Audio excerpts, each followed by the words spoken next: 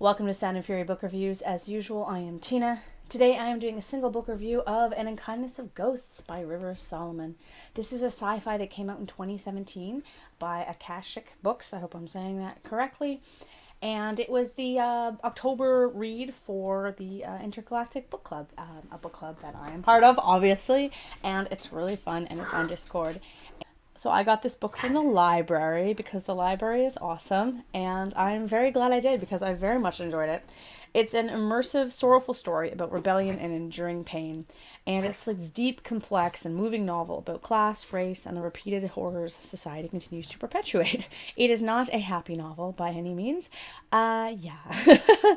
So what's it about? Astor lives in the low-deck slums of the HSS Matilda, a space vessel organized much like the antebellum South. For generations, the Matilda has ferried the last of humanity to a mythical promised land. On its way, the ship's leaders have imposed harsh moral restrictions and deep indignities on the dark-skinned sharecroppers like Astor, who they consider to be less than human. When the autopsy of Matilda's sovereign reveals a surprising link between his death and her mother's suicide some quarter century before, Astor retraces her mother's footsteps. Embroiled in a grudge with the brutal overseer and sowing the seeds of civil war, Astor learns there may be a way off the ship if she's willing to fight for it. So the novel strikes this kind of perfect balance between deliberate parallels and themes and being heavy-handed. So I was 100% clear on what the book was doing. You know, the generational ship as a recreation of the antebellum South was a way to craft a segregation scenario. And this aspect was developed enough, in how control of the lower decks of the upper decks was maintained, to show how, in the future, society is still repeating the same terrible divisions and enslavements of centuries past. So it's not a complex, it's not really an allegory, it's not a complex recreation of a terrible time, but it is a well-crafted one in that it doesn't feel heavy-handed, though I think if it had been done differently, it easily could have been. Also, in setting the story in the future, Solomon reminds us that the antebellum wasn't that long ago. The repercussions are still felt today, and it isn't too unlikely to repeat itself, if not literally, at least economically or institutionally. Unfortunately, I would have liked to see a more nuanced or less generic villain. He was almost a caricature in his limited development and time on the page, and I would have loved to see more blame placed on organized religion, which, along with money, was a major proponent of enslavement, if not just the United States, but in world history. I think that was a component that was mentioned in passing, but I think it could have been actually a more prominent part of the novel, and I think a more heavy-handed one, because we tend to forget or ignore that aspect of slavery, just how much religion was part of it. And I'm not trying to insult people who are religious. I'm talking about organized religion, the overarching umbrella, as we know, especially in Canada at the moment, how terrible those institutions that, purport to be godly and helping people, how much they really aren't. And I am referring directly here to the treatment of Indigenous children in the Canadian residential school system. If you aren't Canadian and don't know what this is, I highly recommend you look it up.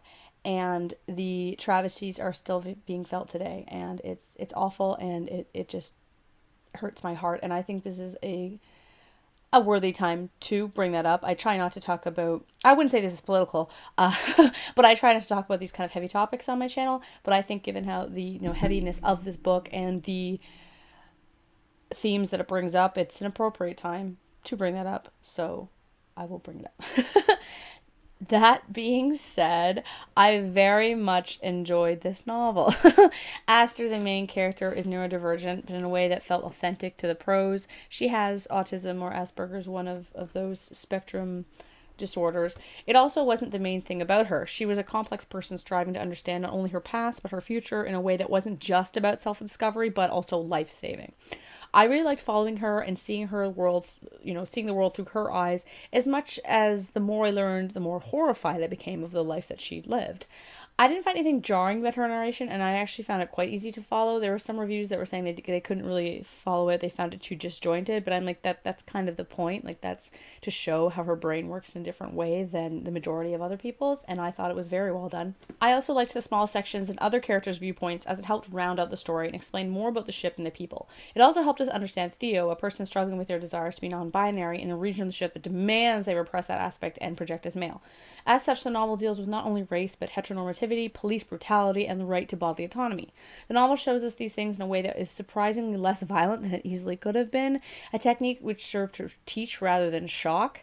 Like, there's violence in this novel, references to sexual assault a lot, and suffering throughout. So it's not, as I said, it's not a light novel. I mean, there's some content warnings for you if those things are triggering for you. I found it, those things tend to be for me, but the way that this book handled them was in a way that I felt was respectful of the trauma that is experienced, and the way that books and movies often don't talk about that aspect of, for example, sexual assault. So I thought it was very well done.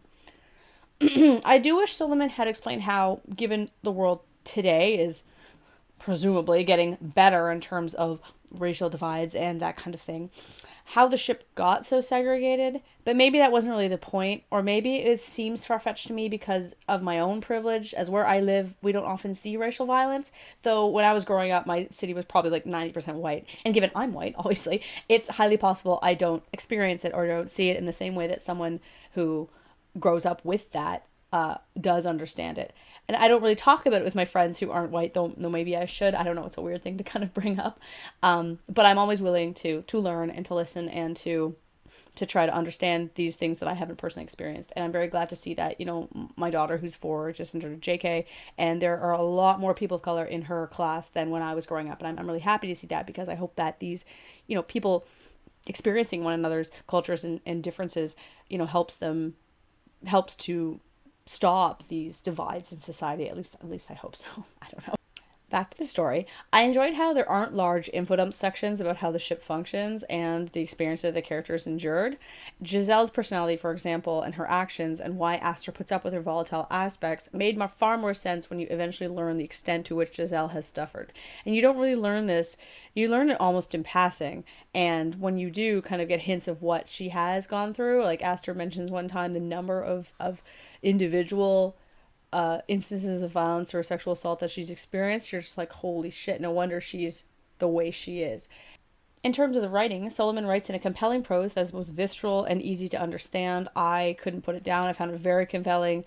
I did find that the story itself lacked focus at times, though. I wasn't sure how Aster's actions would inspire a massive change in the ship's societal functions, or what the ending was trying to say. Then again, perhaps that is the point, that slavery in the South didn't end because of one thing, but many things. To try and fix the problem with one uprising or disposing of one dictator isn't enough to enforce real change, and perhaps that's the message that the book is trying to get across. I'm not really sure. That's the thing. Like the book, as I said, has a very strong theme, but I'm not really sure what the resolution of that theme was supposed to say. So if anyone else has read this and has an idea, please let me know. On a lighter note, lastly, as usual, I really shipped 2 of the characters, enjoyed how their story flowed logically with their personalities, was based on mutual respect and admiration, addressed sex post-sexual assault, and wasn't some big thing that saved the day. I really liked that relationship, and I thought it really brought something to the story that, like a lightness to the story that it really needed. I think if it hadn't been included, the story would have been so heavy and so almost deep that it would have been really a struggle to read. But that kind of light aspect, and the fact that you can still experience those emotions despite hardship, is actually a really uplifting message of the story.